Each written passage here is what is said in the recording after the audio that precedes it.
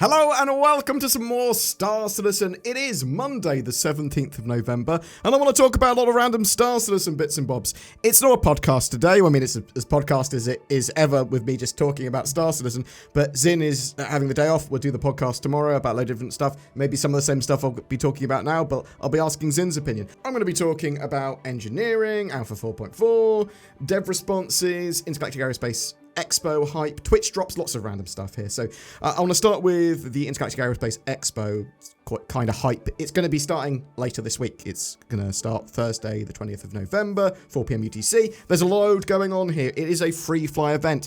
Everything might break because there's going to be so many people trying to play the game. Because at the moment, there are concerns, from me at the very least, that they're going to be dropping 4.4 and the Intergalactic Aerospace Expo on the same day. And it is quite possible that they might, because they're doing Twitch drops this time as well, so you can watch a streamer on Twitch for like 4 hours or so that's playing Star Citizen. You get a free set of armor, yeah, and that's sort of going to be in unison with IAE and all this sort of stuff to try and get a big player uptick, right? The free flight, all that sort of jazz. So loads of new players is the idea here, and the problem with loads of new players and the player base that's currently there all trying to play at the same time with Star Citizen is normally the servers get hammered, too many people are trying to download stuff, you can't log into the game, all the microservices explode. Now this might be by design to stress test it, or CIG might be confident that that's not a problem, or it might be that they're going to sort of make 4.4 go live before the IAE. I'm hoping within the next couple of days. So yeah, let's hope for that. Talking about 4.4 quickly, because there's not a huge amount to talk about beyond what we have already rapided on multiple times. But there is a good bit of content in there with Nyx and the new faction, the Vandal Tech Smugglers stuff, and Sworn Enemies, sort of mission set / activity to do, Levski and Delamar, and the fighting of Vandal ships, and the Glacium Ring, just going searching around there. And then you've got a cool load of missions associated with that, and interstellar hauling missions and stuff. So there's a load of cool stuff there. The optimization is terrible, although a lot better in the last couple of patches, admittedly, especially around Levski. There was a huge amount of desync and just very low frame rates. A lot better, but still need to work. Yeah, they've got a few days. They can get it into a relatively good state. There's a load of fixes for 4.3.2 and bits in 4.4 as well. So my concern is that, as I said, they're going to drop this all at the same time as the IAE. What do you think? Do you think that's likely? Do you think no, they'll drop it live in the next couple of days, just before Thursday? Maybe it's I wouldn't expect this at exactly the same time as the IAE, but it depends how close to it it gets. We are down to the wire with it, because I think CIG are going to want to hotfix any problems they find when it goes live, because moving 4.4 onto the live servers, there's a much bigger audience, obviously, but there are going to be bugs that they and problems and other bits that they'll want to solve ASAP with a little hotfix ahead of the IAE. We'll talk about the IAE again. There's some interesting changes here. So they're doing like 6 waves of limited ships every like 4 hours when the manufacturer day comes around. So basically every day during the IAE at the Expo Center at Horizon, the Vision Center on Crusader, you've got a new manufacturer taking the show floor, and that means that there's a load of ships from them on the RSI website to buy, and any limited ships like the Idris or the Javelin on those particular manufacturer days, they'll be sold in waves from 4 p.m. UTC, and then yeah, it's your chance to grab Kraken, it's your chance to grab an 890 jump, all that sort of stuff as well. Some other stuff they're doing is that the F8C Lightning is going to be available to buy for everyone. You don't need a golden ticket anymore. Previously, you would need to have brought a golden ticket or platinum ticket back to be able to get one. I think you can only have one per account, but yeah. And you can buy all these things in-game, at least at some point if they're not already there. So bear that in mind as well. But it's just interesting that the funding for Star Citizen this year is over 110 million, but I think it's going to smash past 150 million. Yeah, I think that's a strong possibility. It's going to be their best year for funding. Almost certainly. Yeah, and a load of new ships and vehicles at the IAE as well. So really looking forward to the Perseus going live. Very exciting. And there's a ton of others, which I talked about in a spoiler warning IAE video. We're not sure if all of them are coming, but we know there's going to be a Corsair one as well. So at least the RSI Perseus and the Drake Corsair-esque ship. And that's all I'll say without the spoiler warning video, but we've seen some teasers in the last couple of newsletters about that. You can probably expect something from Greycat as well. CIG have sort of hinted at this too. So potentially this year's IAE and 4.4 could be an amazing release with Nick's system and all this new content and a load of players playing the game. But it could also be catastrophic if Star Citizen implodes and everyone's like, oh, it's just the same as it was a year ago because I still can't play. Talking about stuff that you might not be able to play, engineering. The playtest there is still in Wave 1. Now, at time of recording, they're still testing that out. They said they'd leave it up for the weekend, that tech preview build. And it looks cool. We don't 100% know CIG's intentions here, or even 1% know their intentions here. So it could go out to wider waves. I'm hoping it goes to OpenPT at some point because I want more eyes on this. CIG have been testing like very high times to kill and effectively with engineering, because you sort of need to shoot a ship and then get through its armor and hull or whatever, but you're trying to hit the components underneath to cause damage, to cause those components and the sort of circuitry there to be disabled effectively, and then that ship go, well, I'm disabled because I've got no power. I've got no power plants, or my shields have... You can take a mixture of like attrition damage and there's fires going on, there's damage control. It's pretty cool, the engineering system, and the new UIs and the engineering terminals for it. It's very functional, right? There are a load of problems with it. That's why it's still only in Wave 1. And it's possible that CIG will go, bam, yeah, we'll be testing this for the next few months on the tech preview on and off, and then it will go to live.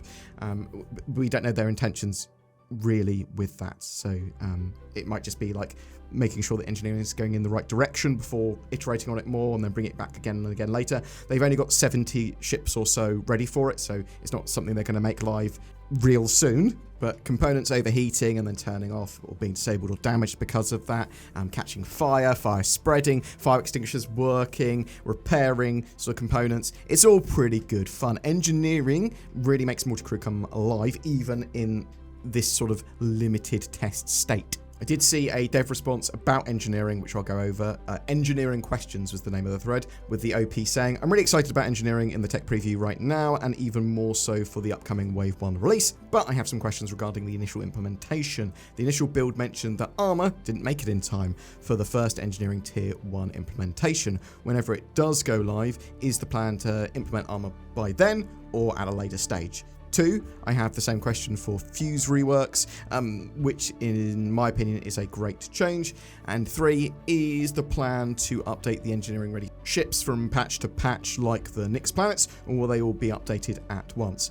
Also, are there plans to release a design brief like the medical one for the first engineering implementation and the final future goals for this feature? Savrals from CIG responded here. Before I answer your question, I want to use this opportunity and thank all of the video's feedback and discussions around the gameplay. It already has helped us tremendously to improve the feature. Not as fast as I and probably you would like, but it is important for us to have a good base to build on. To your questions, 1, in regards to armor, I cannot promise anything here, sadly. We're currently focusing on getting the flow right, means damage, fire, and repair is our main focus to get a nice mix of good gameplay and fulfilling the Star Citizen fantasy. So until we're happy enough, we won't be adding anything new to the mix. Reason is we really need to focus on as few things as possible to not water down the feedback. 2, in regard to fuses and the fuse rework, thank you for asking that, since I already saw some posts and I see reports around it. So let me clarify, trying to do a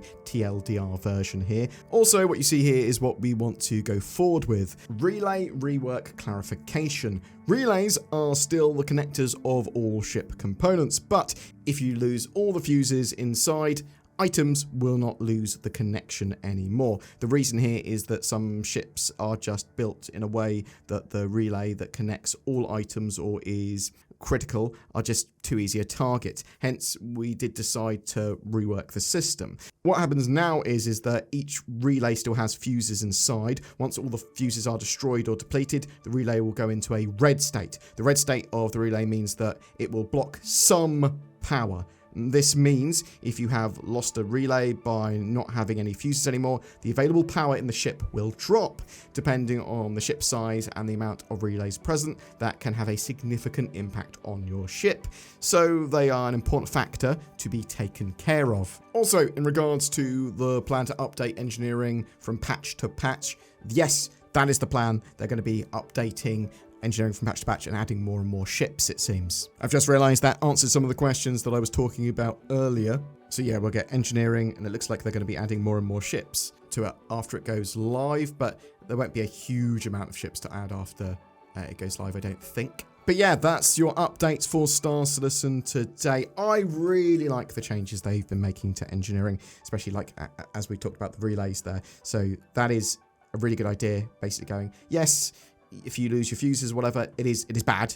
It's not great. You're going to be losing a good amount of functionality, or at least power for your ship, but you're not going to just have a section of your ship breaking because someone's taken out a fuse or a fuse box got damaged in an area, and you're like, oh, well, I've just lost a fight because this has happened. A fuse popped out or a lucky shot, but I mean, that could still, a lucky shot or a fuse popping out could still cause some major issues, but not quite as catastrophic as it was before. I would love to know what you think about engineering, even if you've just been watching videos about people talking about it, or if you've been playing in the Evocati or PTU Wave 1 build.